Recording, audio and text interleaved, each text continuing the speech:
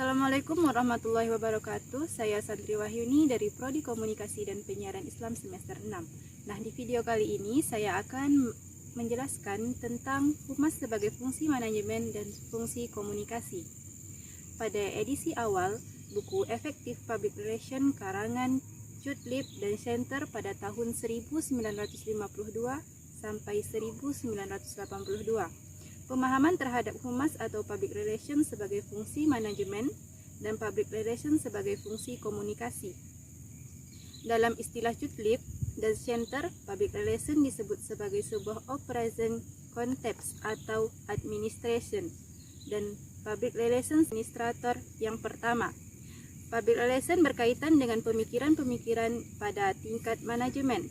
Pemikiran-pemikiran itu berkaitan dengan bagaimana sebuah organisasi menyusun kebijakan sehingga memperlihatkan sebuah kinerja yang bertanggung jawab agar bisa diterima oleh publik.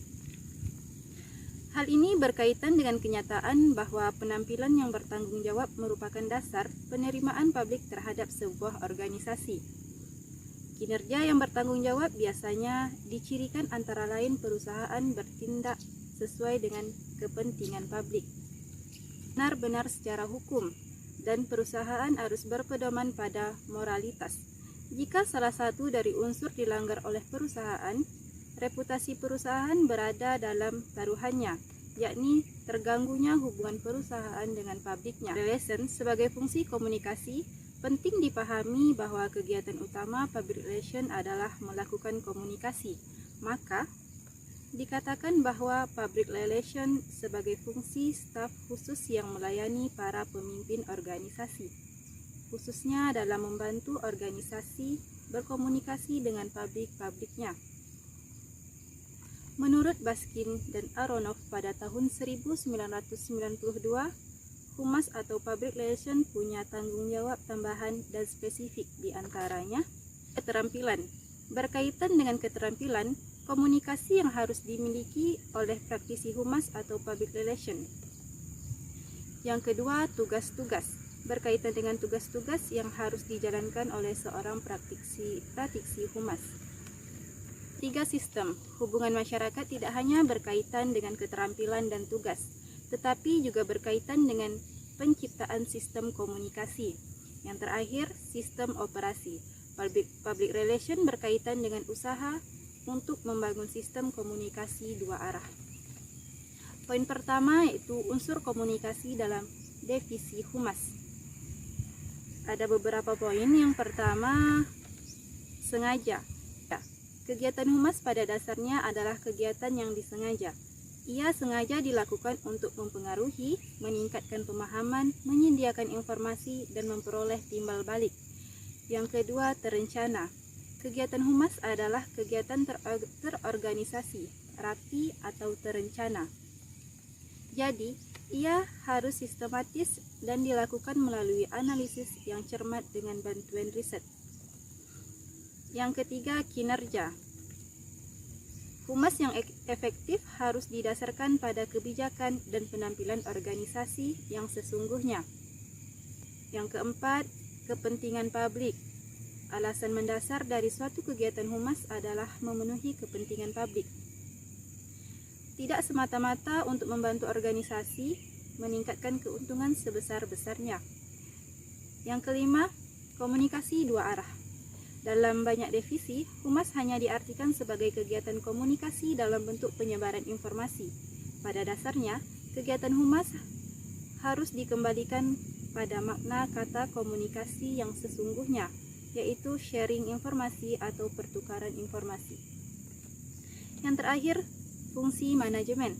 Public relation lebih efektif jika ia menjadi bagian dari proses pengambilan keputusan dalam sebuah manajemen organisasi. Humas meliputi kegiatan konseling atau penasehat pada pihak-pihak lain. Poin yang kedua yaitu komunikasi antara organisasi dan publik. Sebuah organisasi bisa saja melakukan komunikasi yang dilandasi perencanaan matang atau melakukan komunikasi strategi.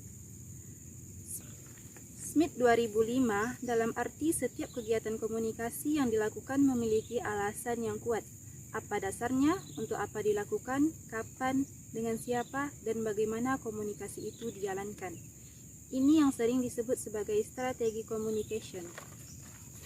Karena itu, seseorang praktisi humas adalah seseorang manajer sekaligus teknisi komunikasi yang membantu organisasi dalam berkomunikasi dengan berbagai publiknya. Para praktisi humas adalah mereka yang memiliki kemampuan teknisi dalam bidang komunikasi. Mereka juga bisa disebut sebagai para komunikator profesional karena mempunyai kemampuan teknis komunikasi dan kesadaran moral terhadap batas-batas penggunaan komunikasi. Teknis komunikasi yang mereka miliki. Poin yang ketiga yaitu model komunikasi humas.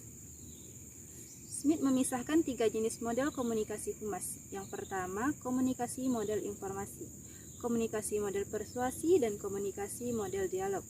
Dan poin yang keempat, evolusi konsep hubungan masyarakat.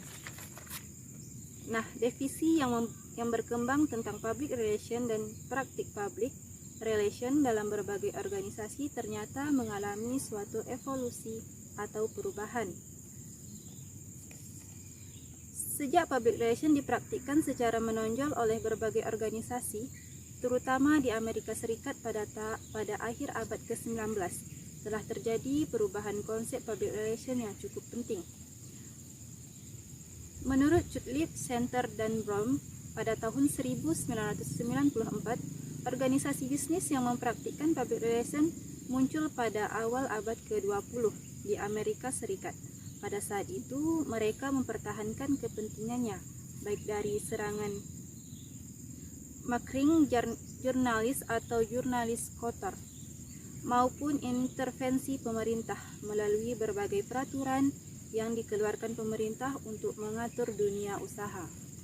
Askin, Aronoff, dan Latimore pada tahun 1997 menjelaskan perubahan konsep dan praktik public relation melalui 3 tahap perkembangan, yaitu manipulasi. Public relation diposisikan untuk menggunakan segala yang mungkin yang tersedia agar membangun pendapat umum dan tindakan yang mengharapkan organisasi. Secara tradisional, praktisi humas dalam jenis ini sering disebut sebagai press agents. Yang kedua, informasi. Humas dipahami sebagai saluran informasi dari organisasi kepada publik akan memahami, simpati, dan melindungi organisasi. Praktisi tahap ini disebut sebagai agen publisitas. Yang ketiga, saling pengaruh dan saling pemahaman. Pada tahap ini, praktisi public relation di samping menerima fungsi seperti dalam tahap informasi juga menyediakan fungsi. Pada tahap ini, praktisi public relation di samping menerima fungsi seperti dalam tahap informasi juga menyediakan informasi dan memberi nasihat pada manajemen tentang pendapatan umum dan metode yang dapat digunakan organisasi atau perusahaan dalam menciptakan kebijakan, mengambil keputusan, dan mengambil tindakan yang sesuai dengan kepentingan publik. Menjalankan pendekatan ini disebut public relation counselor. Penjelasan tentang humas sebagai fungsi manajemen dan fungsi komunikasi. Sekian dari saya. Assalamualaikum warahmatullahi wabarakatuh.